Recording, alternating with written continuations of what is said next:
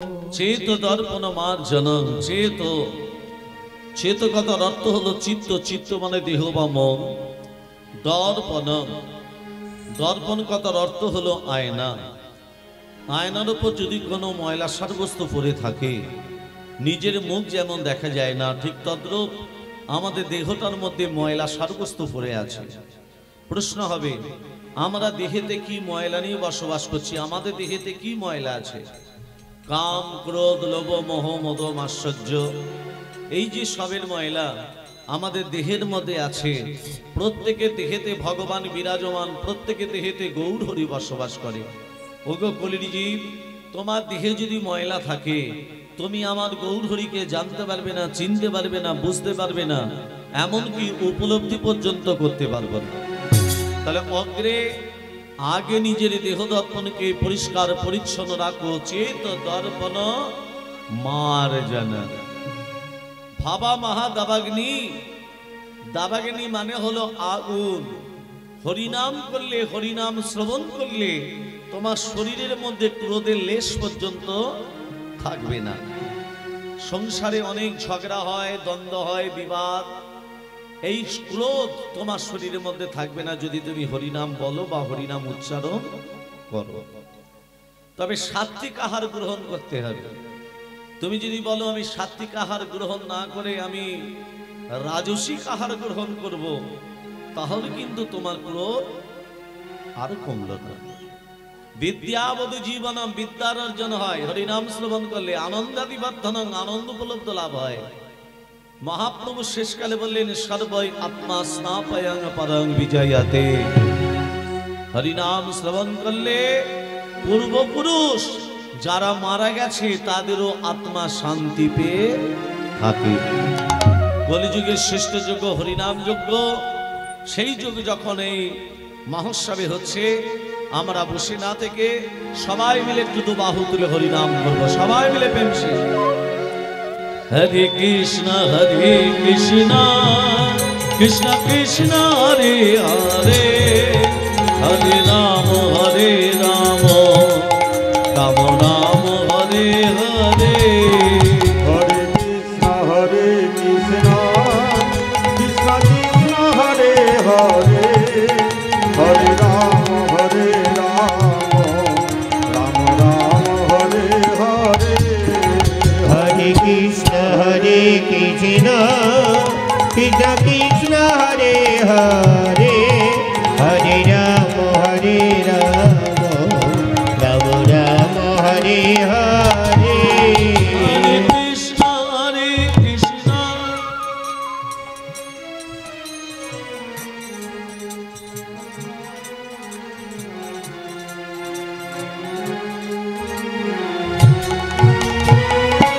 সবাই হরিনাম করলাম, সবাই হরিনাম দিলাম। মায়েরা বলে তত্ত্বটা শোনেন। কীর্তন মানে তত্ত্ব, তত্ত্ব ছাড়া কীর্তন হয় না। আমরা হরিনাম করি অন্তর দিয়ে নয়। মুখে বলছি হরি হরি বল, লোক দেখলেই বলছি হরে কৃষ্ণ, কিন্তু অন্তর দিয়ে বলছি না। তত্ত্ব কি বলছে দেখো, জিহ্বা দগ্ধ পরাণে ন, পরাণে হস্ত দগ্ধ পরোধানে, মন দগ্ধ পরস্ত্রীণা, ভাময়ন্তি মোহর মোহ।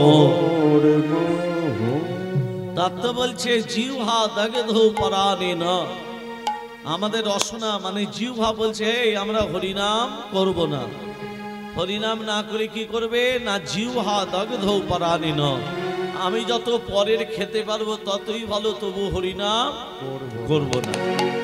হাতের কাজ করতাল দিয়ে, হাত বলছে করতাল দেব না, করতাল না দিয়ে কি করবে না, হস্ত দগ্ধ পরোধানে, হস্ত দগ্ধ পরোধানে। আমি যত পরের সম্পত্তি লুটে পুটে নেব তত ভালো, তবু করতাল দেব না। চোখের কাজ ভগবানের শিরূপ দর্শন করা। চোখ বলছে নিদ্রাং বাসাতাং পুরুতে মামা। আমি যত বেলা 8টা পর্যন্ত বিছানায় পড়ে ঘুমোতে পারবো ততই ভালো, তবু সকালবেলা উঠে ভগবানকে দর্শন করব না। তার সঙ্গে মনটা বলছে মন দগ্ধ পরস্ত্রীণা। এটা বলতে হবে না, এটা বুঝে নিতে হবে। ওরে মূর্খ জীব, এইভাবে হরিনাম বললে বলা হবে না। হরিনাম যদি করতে হয় প্রেম দিয়ে হরিনাম করো, হরিনাম যদি করতে হয় অন্তর দিয়ে হরিনাম করো। পথ চলিতে আর বলিতে, পথ চলিতে আর বলিতে, পথ চলিতে আর বলিতে, তোমরা গাও গাও কৃষ্ণ নাম, মধুর নাম, হরি নাম। তোমরা গাও গাও কৃষ্ণ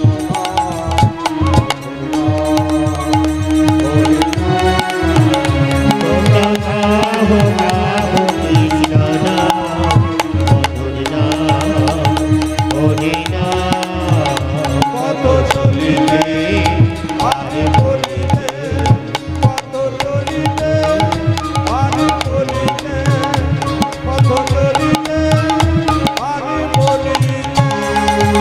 সম্মুখে আধার রাত্রি, তুমি যে পথ যাত্রী। ঘরে মুখে আধার রাত্রি, তুমি যে পথ যাত্রী। জানে মুখে আধার রাত্রি, তুমি যে পথ যাত্রী। আধার মানে হলো অন্ধকার, অন্ধকারে পথ চলা যাবে না।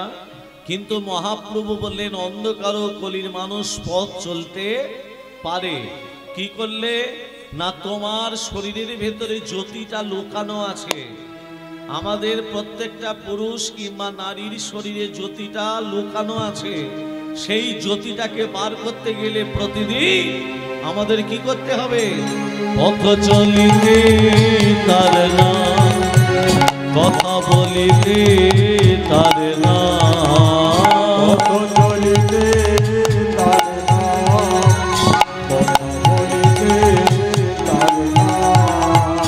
পথ চলিতে তার নাম, কথা বলিতে তার নাম।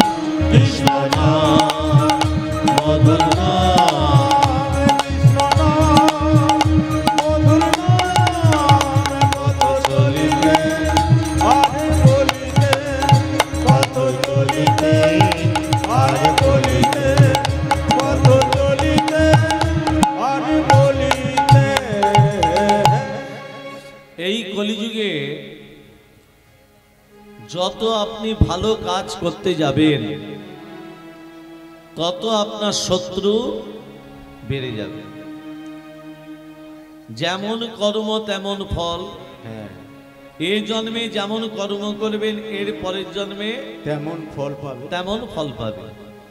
গত জন্মে যেমন কর্ম করেছেন এই জন্মে তেমন ফল পাবে। ফল পেতে যাবে। এটা বাস্তব না বাস্তব নয় মা?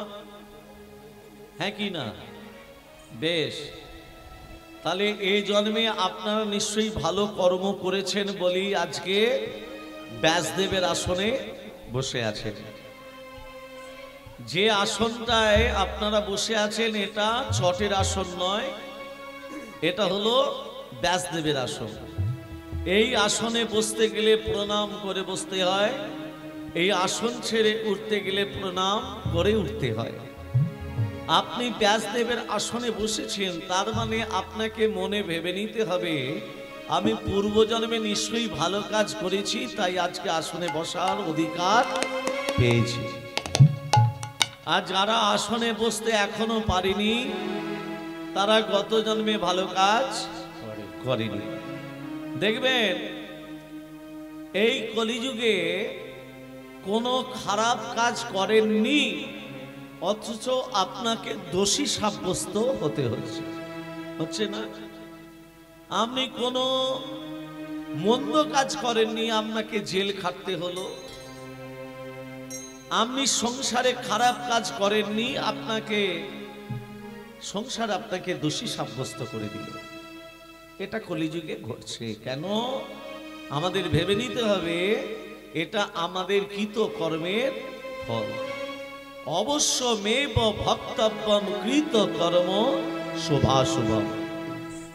কথাটা কি বললাম বাবা? অবশ্যমেব ভক্তব্যম কৃতকর্ম শুভাশুভম। অবশ্যই আমাদের ফল ভোগ করতে হবে। কৃতকর্মের ফল শুভ হলে হবে পূর্ণ, অশুভ হলে হবে পাপ। তাই তো, এটাই তো ঘটনা ঘটছে কলিযুগে।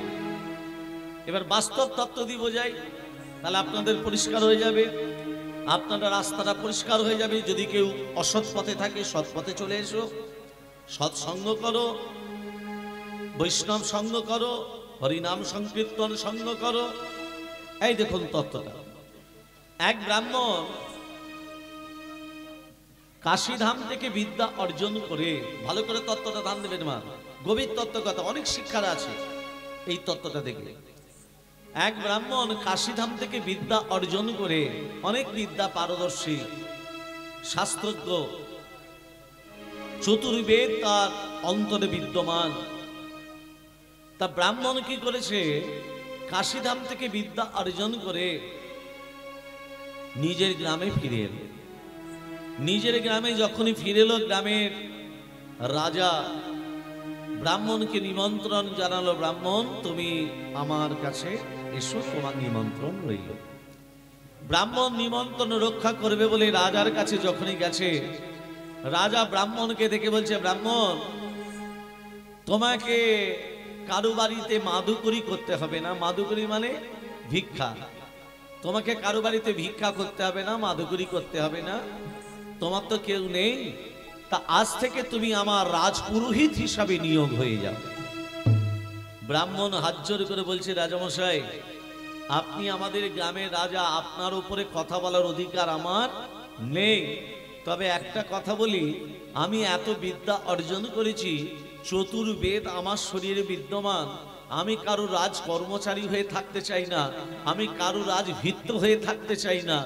যদি আপনি মনে করেন আমাকে একটা মন্দির করে দিন, ওই মন্দিরেতে আমি রাধা মাধবকে বসাবো, আর রাধা মাধবকে বসিয়ে প্রত্যেকের বাড়ি বাড়ি ভিক্ষা করে যেটুকু পাবো, আমি রাধা মাধবকে সেবা দিয়ে সেই প্রসাদ আমি পাবো।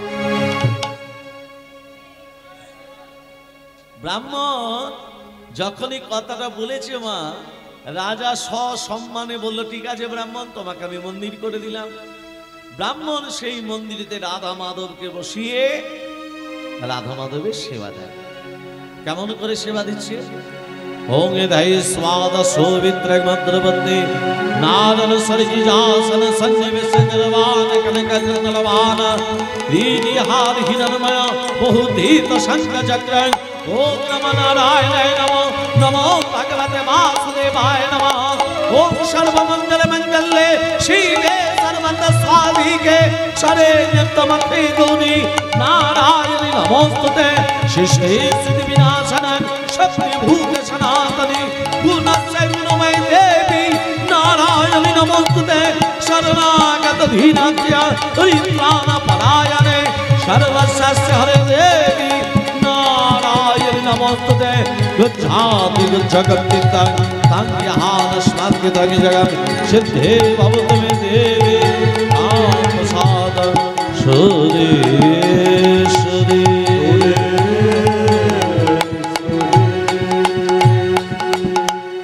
अच्युतम केशवम कृष्ण दामोदर राम नारायण जानकी वल्लभ।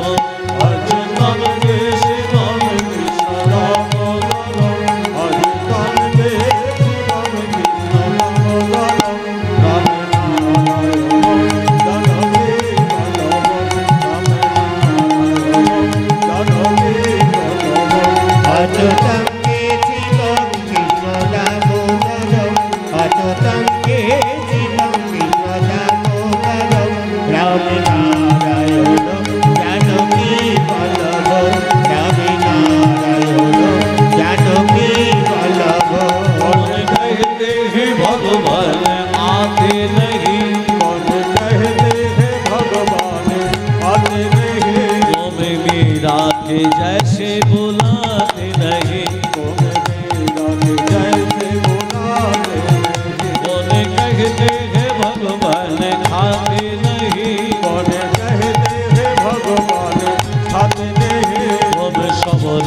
जैसे खिलाते नहीं, तुम खबरी जैसे खिलाते नहीं। अच्युतम केशवम कृष्ण दामोदरम, आज तम के शिवम कृष्ण दामोदरम, राम नारायणम जानकी वल्लभम, राम नारायणम जानकी वल्लभम।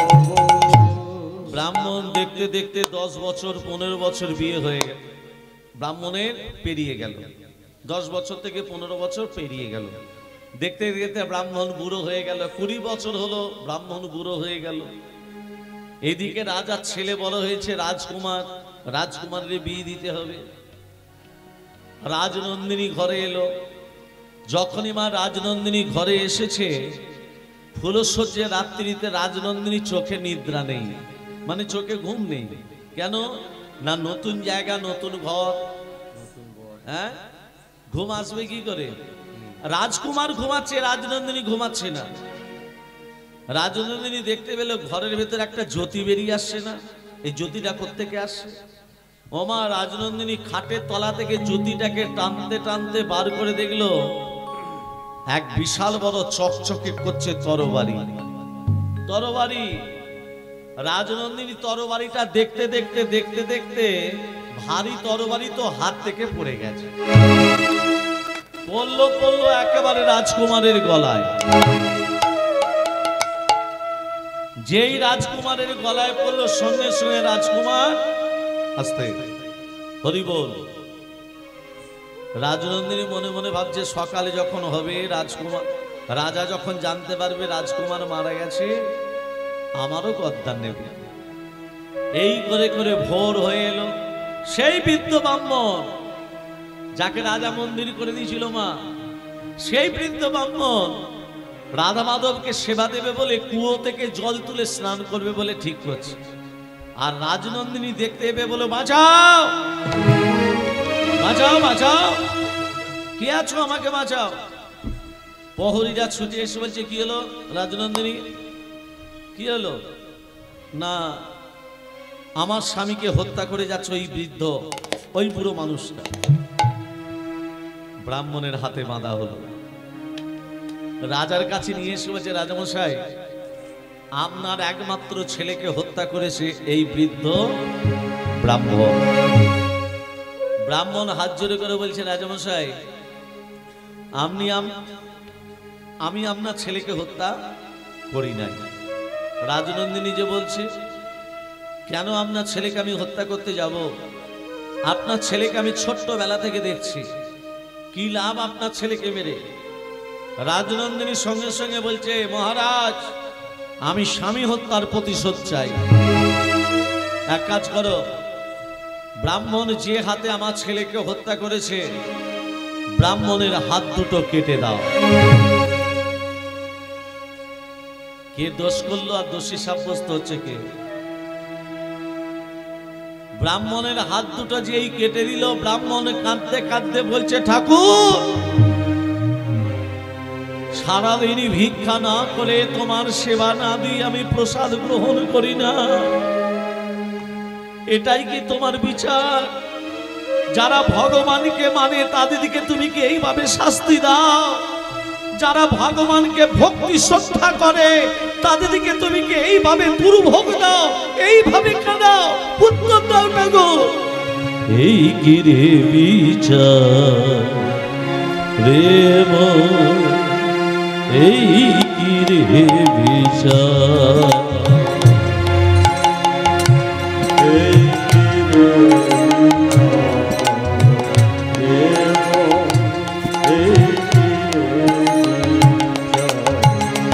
আমি কোন দোষে দোষী রে, আমার অকুলে ভাষাই রে, এই কি রে বিচার রে মন, এই কি রে বিচার, এই কি রে বিচার রে মন, এই কি রে বিচার। কাটাই জীবন অন্ধকারে, আলোর দিশানা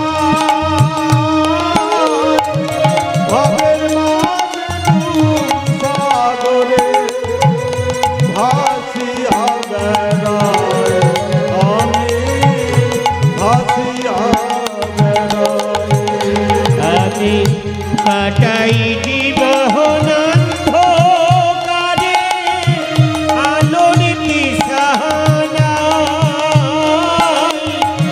ভবের মাঝে দুঃখী সাগরে ভাসিয়া বেড়াই আমি ভাসিয়া বেড়াই আমার ফুলের গাথায় ভাষায়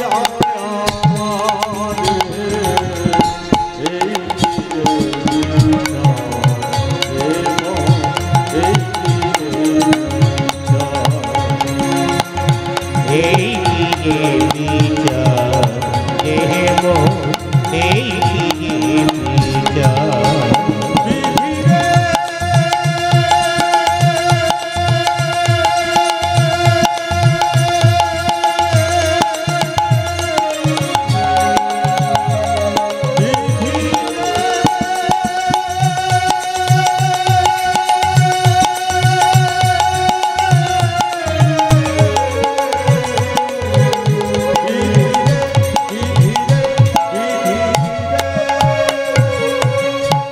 হাত কাটা অবস্থায় ব্রাহ্মণ কাঁদতে কাঁদতে বলল, গ্রামে আমি আর থাকবো না। কাশীধামে এসে যেখানে আমি ছিলাম সেখানে আমি চলে যাই। কাশীধামে এসে কি শুনতে পেল, একজন ত্রিকালদর্শী উপনীত হয়েছে। ত্রিকালদর্শী মানে মা, যিনি ভূত ভবিষ্যৎ বর্তমান বলতে পারে। আমি ওই ত্রিকালদর্শীকে জিজ্ঞেস করবো, আমার হাত দুটো কাটা হলো কেন? আমি রাজা ছেলেকে তো হত্যা করি নাই। করেছে মা? করিনি তো। তাহলে শুধু শুধু আমাকে কেন দোষী সাব্যস্ত হতে হলো? কেন আমার হাত দুটো কাঁধ হলো? আমি জিজ্ঞেস করব ওই ত্রিকালদর্শীকে। যেই ত্রিকালদর্শীর আসতে যখনই ত্রিকালদর্শীর ঘরে এসেছে, ত্রিকালদর্শী ঘরে ছিল না, জ্যোতিষী ঘরে ছিল না, ছিল বউ মানে সহধর্মিনী অর্ধাঙ্গিনী। যেই ব্রাহ্মণ উপনীত হয়েছে, উপস্থিত হয়েছে, ত্রিকালদর্শীর বউ দেখে বলছে, কে? আসুন, ওখানে বসুন, আমার স্বামী এক্ষুনি আসবে। আচ্ছা মা, ঠিক আছে, আমি বসছি। ব্রাহ্মণ বসে থাকতে থাকতে যেই ত্রিকালদর্শী প্রবেশ করেছে, সহধর্মিনী দেখে বলছে, এলে এবার সবার হাত দেখতে বসবেন, আসনে বসে সবার ভাগ্য বর্ণনা করবেন। নিজের বইয়ের দিকে একবার তো দেখতে মন যায় না? ঘরে নুন নেই, তেল নেই, আনাজ নেই, মশলা নেই। হ্যাঁ, কি কুক্ষানে তোমাকে আমি বিয়ে করেছি, আমার হাড় মাছ জ্বলিয়ে খেয়ে ফেললো। নানান কথা শুনিয়ে দিল ত্রিকালদর্শী বউ। ব্রাহ্মণ মনে মনে ভাবছে, আমি নিজেকে সব থেকে দুঃখী ভেবেছিলাম। আমার থেকে বেশি দুঃখী হচ্ছে এই ত্রিকালদর্শী মানে জ্যোতিষী। যেভাবে বউ কথা শুনিয়ে দিল, ব্রাহ্মণকে দেখে বলছে, ব্রাহ্মণ এদিকে এসো। ব্রাহ্মণ হাত জোড়ে করে বলছে, আচ্ছা জ্যোতিষী মহারাজ, আপনি যদি মানুষের ভূত ভবিষ্যৎ বর্তমান বলে দিতে পারেন, তাহলে আপনি একটা ভালো মেয়ে দেখে বিয়ে করলেন না কেন? এইরকম একটা খ্যারখ্যারে মেয়েকে বিয়ে করলেন, হ্যাঁ, যে আপনি প্রবেশ করা মাত্রই আপনাকে ঠোক্কর দিল। এটা ঠোক্কর নয়।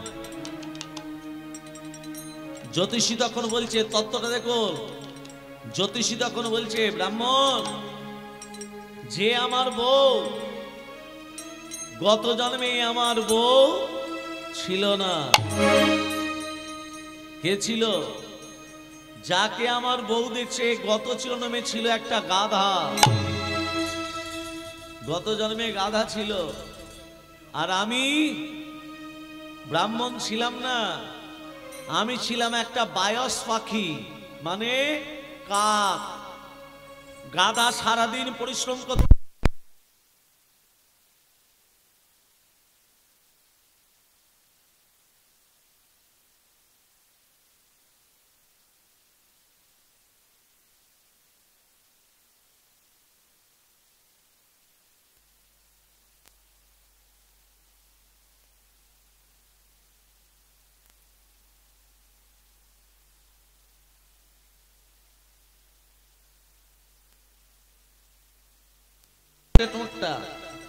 গাধা যন্ত্রণায় ছটফট করতে করতে নদীতে ঝাঁপ দিল।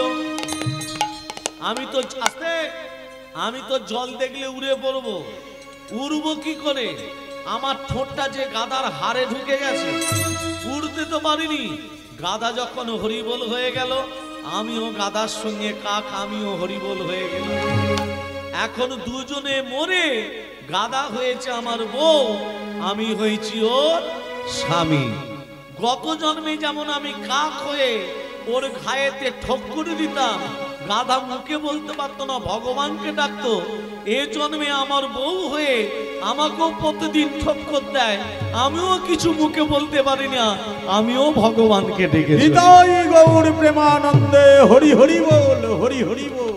তাহলে শিক্ষাটা গ্রহণ করতে হবে, গত জন্মে যেমন কর্ম করেছো এ জন্মে সেটাই আপনি ফল পাবেন।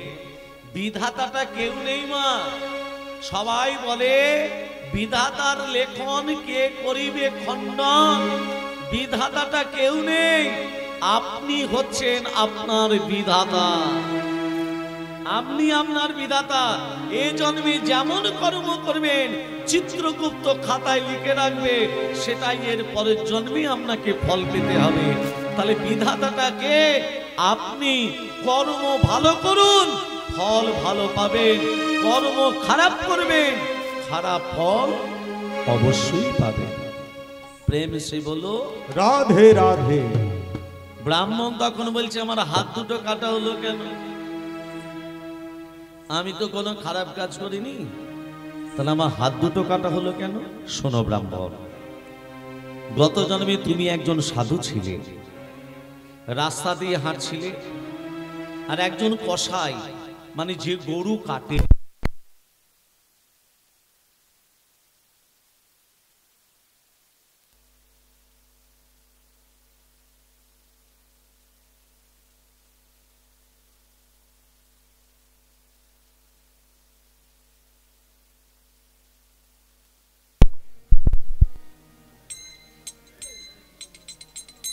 हेलो हेलो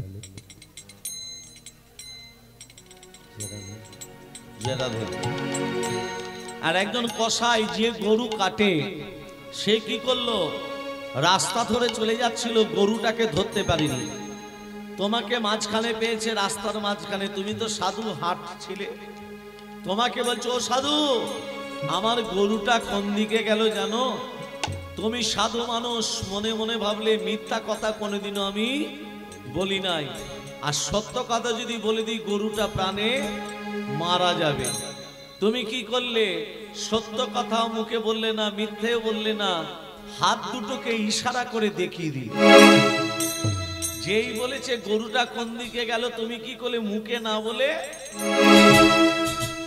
ওই হাত দুটোকে ইশারা করে দেখিয়ে দিয়েছিলে বলে গো অপরাধের জন্য এই জন্মে তোমার হাত দুটো কাটা হলো। আর যে কসাই গরুটা কেটেছিল, সেই কসাই এ জন্মে ওর স্বামী, আর গরুটা হলো ও স্ত্রী। গত জন্মে কসাই যেমন গরুটার গলা কেটেছিল, এ জন্মে তার স্ত্রী হয়ে স্বামীর গলাটাকে কেটে দিতে গেল। তাহলে মা, আমাদের যেমন কর্ম আপনারা করবেন তেমনই এই জন্মে ফল পাবেন। অতএব গো মাতা, আস্তে, গো মাতা যাদের ঘরে আছে, গরু যাদের বাড়িতে আছে, তারা অন্তত গো মাতাকে প্রতিদিন সেবা দেবেন, কষ্ট দেবেন না। গো মাতাকে সেবা দেয়া মানে ভগবানের আতুল চরণে সেবা দেয়া। ভক্তমণ্ডলী, ভক্তিমতী মা এলো রে, আমাদের গৌর এলো রে, এই সোনার নদিয়া, শঙ্খ ধ্বনি ওলো ধ্বনি শব্দ শোনা যায়, আমাদের গৌর এলো রে।